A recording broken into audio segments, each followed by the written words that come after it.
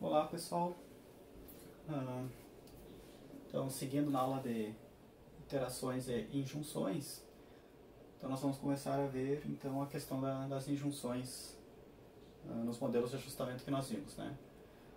Combinado, paramétrico e correlatos. Bom, primeiramente, né, o que é uma injunção?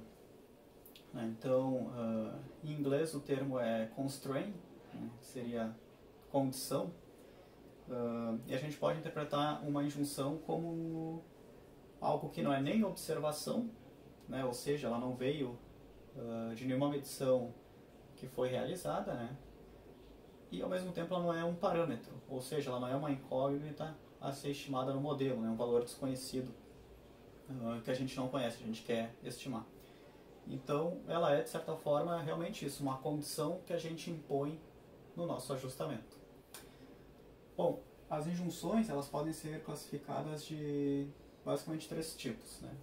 Uma injunção absoluta, uma injunção relativa ou ponderada e também uma injunção funcional. Bom, primeiramente a gente vai ver a questão da injunção funcional, né? Então o que seria uma injunção funcional? Então a gente teria equações de condição do tipo g de x chapéu igual a zero. Né? Ou seja, a injunção funcional a gente vai aplicar para os parâmetros ajustados. Né? Serão equações de condição somente para os parâmetros ajustados. Né? Desse tipo, g de x chapéu, o vetor dos parâmetros ajustados tem que dar zero. Quando a gente tem apenas equações de condição para as observações, a gente tem o modelo dos correlatos. Né? Então, f de y chapéu igual a zero. E quando a gente tem equações de condição para observações e parâmetros simultaneamente, nós temos modelo combinado, né? F de x, y chapéu, né? X chapéu, y chapéu tem que dar zero. Então, quando a gente tem equações de condição somente para os parâmetros, né? Que seria o caso restante aqui, então a gente tem uma chamada injunção funcional. Bom, como é que a gente poderia obter então o ajustamento com a injunção funcional? Eu não vou fazer a dedução rigorosa aqui, mas segue o mesmo princípio que a gente viu anteriormente, né? Linearização por série de Taylor e a técnica lagrangiana adicionando ali o vetor dos correlatos, né? O multiplicadores de Lagrange. Então, essa dedução tem nos livros, né, da disciplina, e, enfim, para quem tiver interesse em consultar a dedução matemática. Deixa eu apresentar aqui o resultado geral, né? Então, o que a gente vai ter? A gente pode pensar o seguinte: no modelo combinado, nós vamos ter a solução do modelo combinado, ou seja, x0 mais ΔX, vetor dos parâmetros iniciais mais vetor de correção aos parâmetros iniciais. Isso nos forneceria o vetor dos parâmetros ajustados, x chapéu.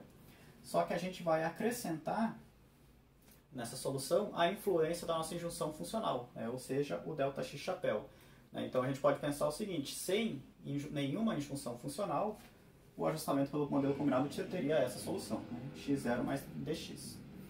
A partir do momento que a gente trabalha com injunções funcionais, nós podemos acrescentar a influência dessas injunções funcionais no modelo, que é esse vetor ΔX chapéu, com a mesma dimensão do vetor dos parâmetros ajustados, né? U por 1, né? Então, onde U é o número de parâmetros. Bom, e aí como a gente determina esse ΔX? Então já tem a solução geral para ele, né? Dedução matemática aqui omitida. Então ΔX chapéu, ATM na menos 1, A na menos 1, né? Matriz A do ajustamento, matriz M também do ajustamento, lá pelo modelo combinado, vezes uma matriz C transposta, vezes um vetor ΔK chapéu. Quem é a matriz C? A matriz C ela vai ter dimensão I por 1, onde I corresponde ao número de injunções funcionais, né, de equações de condição somente para os parâmetros. E U corresponde ao número de parâmetros. Né? Então, quem é a matriz C? Bom, ela é a derivada das minhas equações de condição para os parâmetros, das minhas injunções funcionais, aplicada ao vetor x0, né, o vetor dos parâmetros iniciais. Então, análogo às matrizes de derivadas lá A e B do ajustamento. Tá? Só que aqui, no caso, são as injunções funcionais, né, são as equações de condição somente para os parâmetros, né, aplicada ali ao vetor dos parâmetros iniciais x0. Então, matriz C, matriz de derivadas, né, as derivadas ali da injunção funcional original G. E o vetor ΔK? Bom, ele tem essa notação, né, porque ele tem relação lá com o vetor dos correlatos, né, do ajustamento.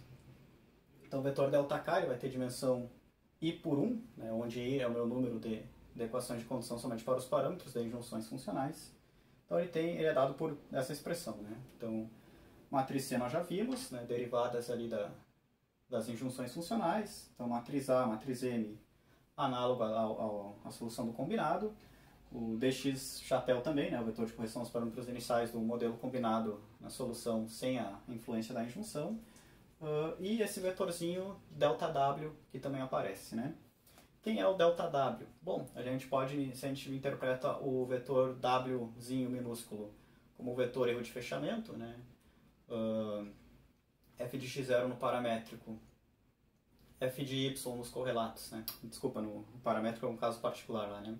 Mas F de y nos correlatos ou F de x0 e y no combinado, aqui também é a mesma ideia, né? Então, se a gente aplicar os parâmetros iniciais, x0, nas nossas injunções funcionais, né? G de x chapéu tem que dar zero, não vai dar zero, né? Porque dificilmente vai dar zero, né? Porque eles ainda não estão condicionados a satisfazerem essa equação de condição. Então, essa diferença é como se fosse o vetor erro de fechamento das injunções funcionais, das equações de condição somente em relação aos parâmetros, né? Então, ΔWzinho minúsculo, de dimensão I por 1, onde I é o número de equações de condição para os parâmetros, né, de injunções funcionais, vai ser a G do x0. Né? Então, como se fosse o vetor de fechamento das injunções funcionais. Bom, e aí com isso, nós conseguimos fazer o ajustamento pelo modelo combinado com injunções funcionais. Né? Então, ou seja, aplicando equações de condição somente para os parâmetros. Na aula anterior a gente viu um exemplo do que poderia ser uma injunção funcional, né? Lá do modelo linear de mistura espectral, nós tínhamos como observações, né, os valores de brilho médios ali das nossas classes nas 7 bandas espectrais da imagem lá, né, do Landsat 8, urbano, água, vegetação e areia, e os nossos parâmetros eram as frações de água, vegetação e areia, né? Fração da água, fração da vegetação e fração da areia nos pixels mistura da classe urbano.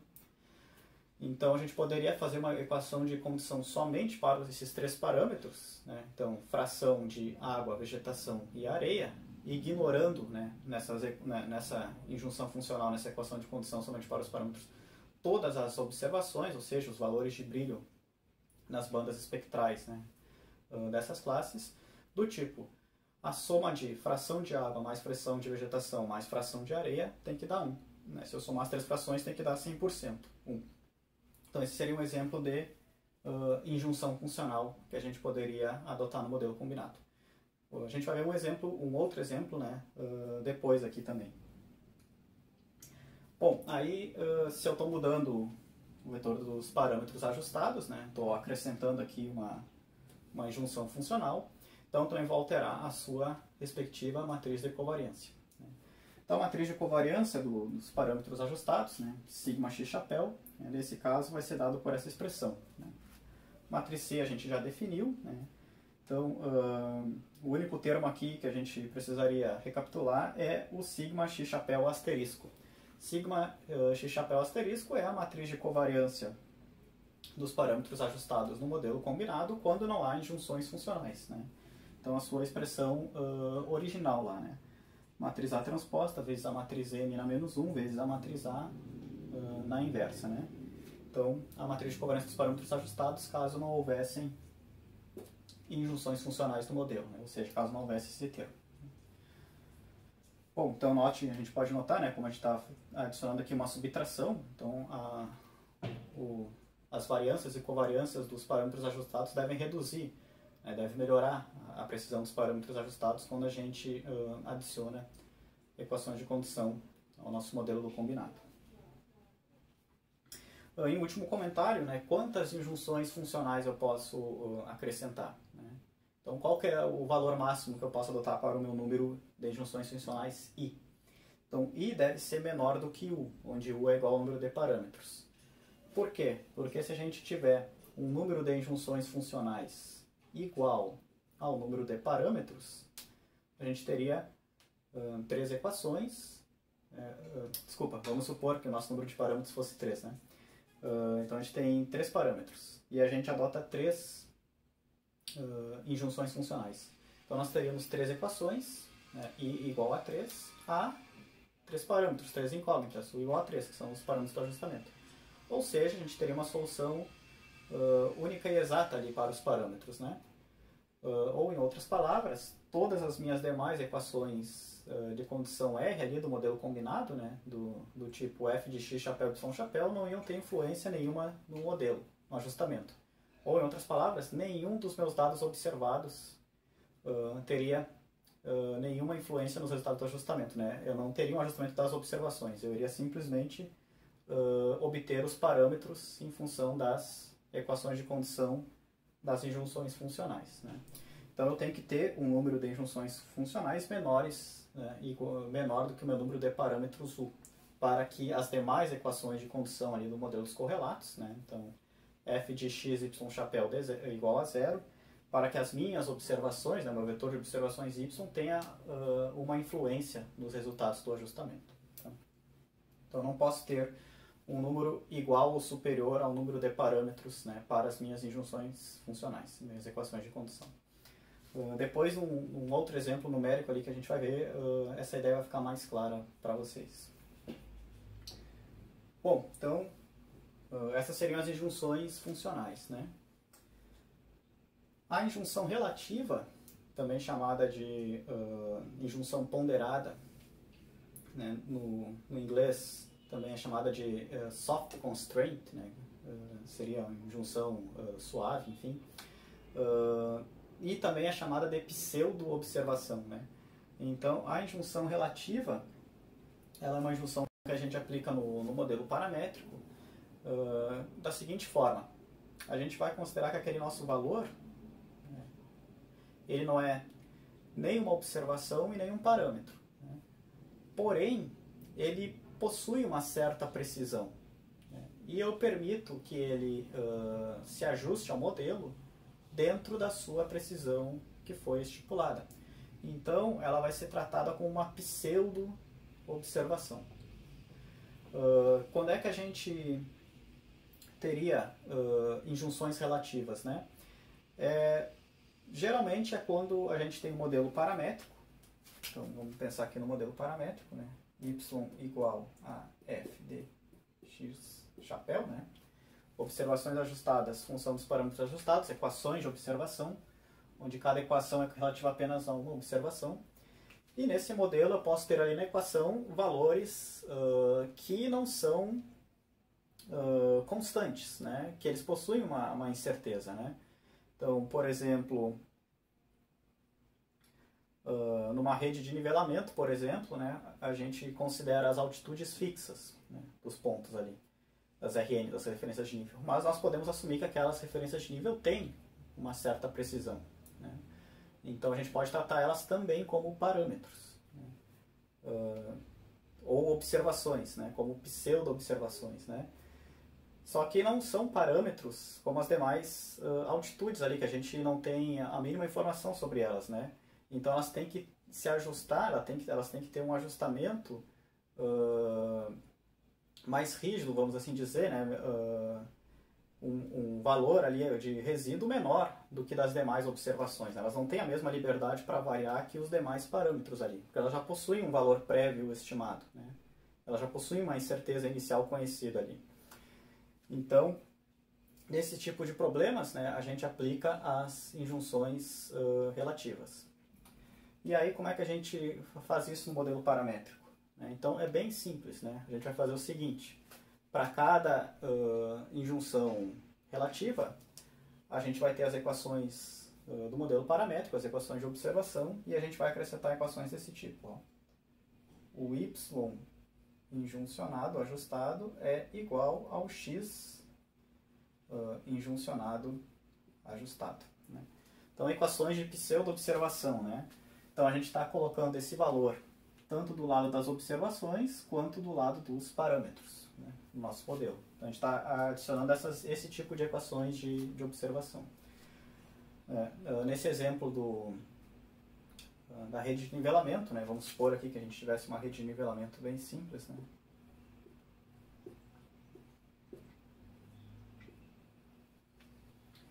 Vamos até colocar uma terceira RN aqui para...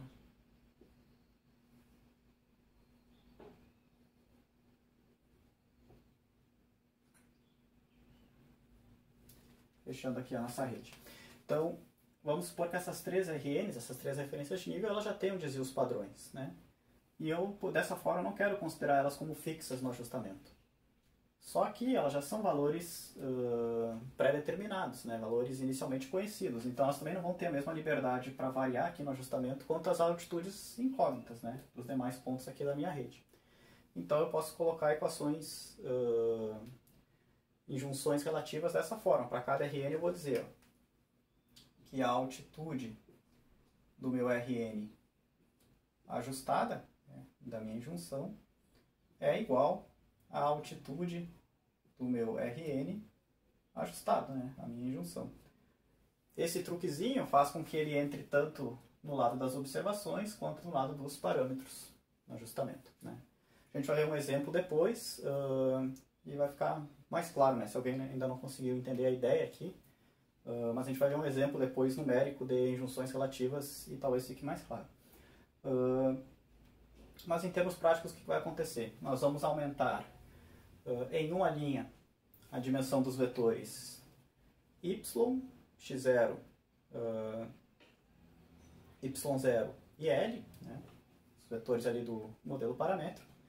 E nós vamos aumentar em uma linha e em uma coluna a matriz A, porque a gente vai ter uma observação a mais, mas também a gente vai ter um parâmetro a mais. Então a gente aumenta uma linha para a observação e uma coluna para o parâmetro. E na matriz peso, né, na matriz de covariância das observações originais e na matriz peso, a gente vai aumentar em uma linha e em uma coluna, que a gente adicionou uma observação a mais no modelo, né? Então, aumentando ali em uma linha e uma coluna, a gente pode tanto colocar a variância dessa injunção relativa, quanto suas eventuais covariâncias, né, em relação às demais observações. Então ela entra ali no modelo estocástico do ajustamento, né? Entra na matriz de covariância das observações, quando a gente inverte, ela também entra ali na matriz peso, né? Então é com base nessa variância e nessas covariâncias que nós estamos fornecendo para a injunção, que ela vai ter ali, né, o seu resíduo no ajustamento. Então ela vai poder ser ajustada, né? Não vai permanecer fixa. E ao mesmo tempo, né, vai ter suas variâncias e covariâncias ali a serem propagadas para parâmetros, resíduos e observações ajustadas. Então essa é a ideia da injunção relativa, né, ou pseudo-observação. E a injunção absoluta? Bom, a injunção absoluta é o caso que a gente já viu, né, anteriormente ali, que é quando o valor ele permanece fixo, né, antes e após o ajustamento. É uma constante, né, então ele não varia no processo de ajustamento. Então a injunção absoluta, também, conhecida também em inglês como hard constraint, né. A gente pode interpretar uma injunção absoluta como uma grandeza que tem desvio padrão nulo, né, ou seja, um peso infinito, né, se a gente tomar desvio padrão zero, variância é zero. Né? Tomar o peso como inverso da variância, né? Então 1 sobre 0, uma divisão que não existe, mas enfim, daria infinito. Né? Então a gente pode interpretar uma injunção absoluta como uma grandeza que tem um peso infinito no ajustamento. Ou seja, ela não é ajustada, ela não varia. Né? Então foi o caso que a gente viu anteriormente. Né? Então ali no exemplo da regressão linear, pelo ajuste da reta ali, né? Distância a Joaçaba, vezes a taxa de Covid por 1000 habitantes. Então essas distâncias elas eram fixas, né? Elas não eram ajustadas. Então elas entravam como injunções absolutas. Também no exemplo dos vetores GNSS, né? Que a gente tinha o IFSC e a UFSC, né? Como bases ali. As coordenadas tanto do IFSC quanto da UFSC permaneceram fixas no ajustamento, né? X, Y, Z. Tanto do IFSC quanto da UFSC. Então a gente tinha ali 6 injunções absolutas, né? Então elas não variavam no ajustamento. A gente poderia ter tratado com uma forma do ajustamento com injunção relativa, né? Ou seja, adicionando ali as variâncias das coordenadas x, y, z do IFSC e da UFSC, a gente iria permitir que essas coordenadas, que esses dois pontos de controle variassem no ajustamento.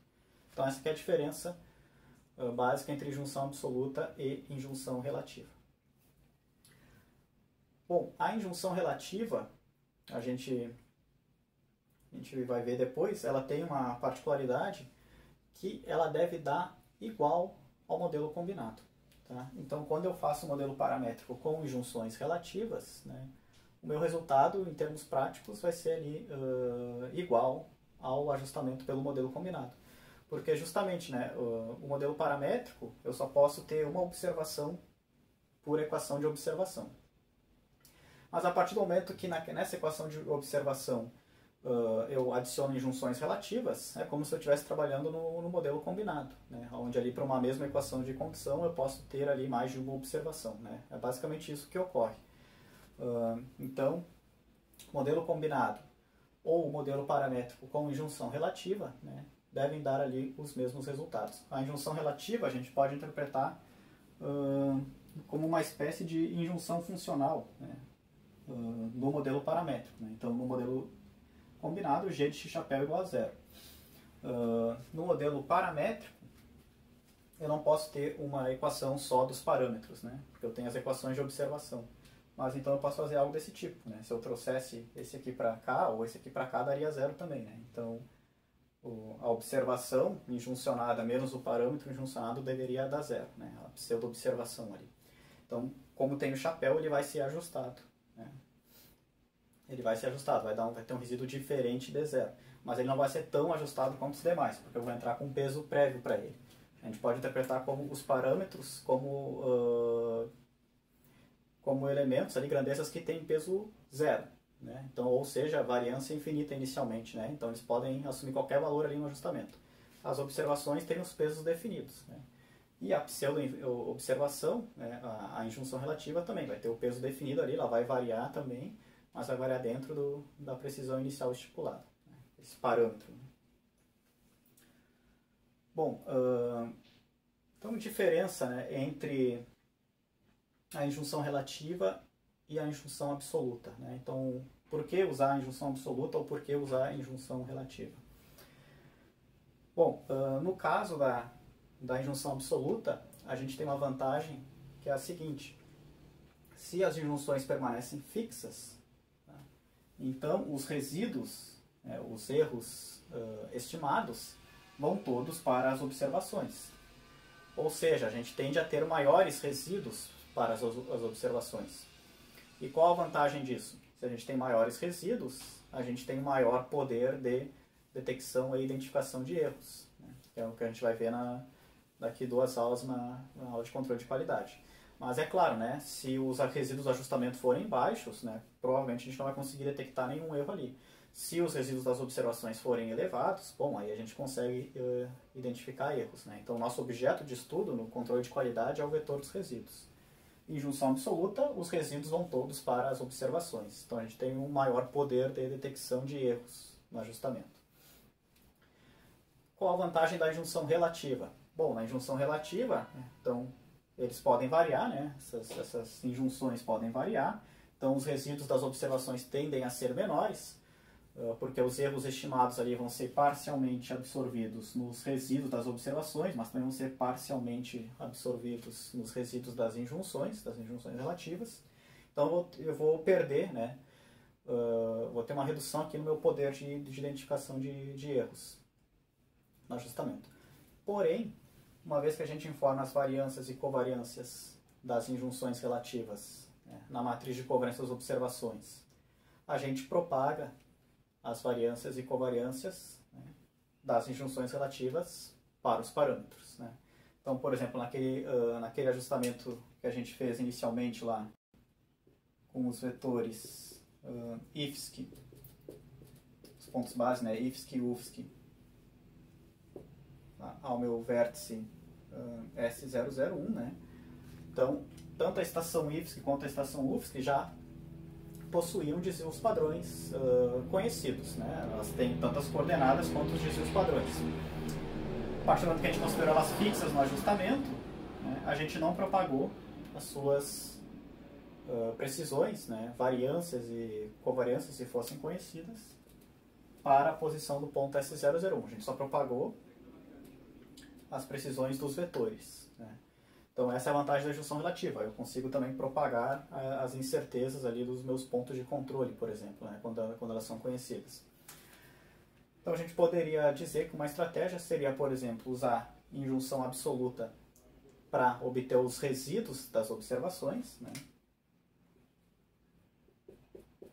que é o A dx menos L, e as injunções relativas para obter a matriz de covariância dos parâmetros ajustados, né? ATWA na menos 1, né? Porque aqui nessa W eu vou ter, né, fazendo a inversa da matriz de covariância e covariância, eu vou ter a influência das variâncias e covariâncias das injunções relativas.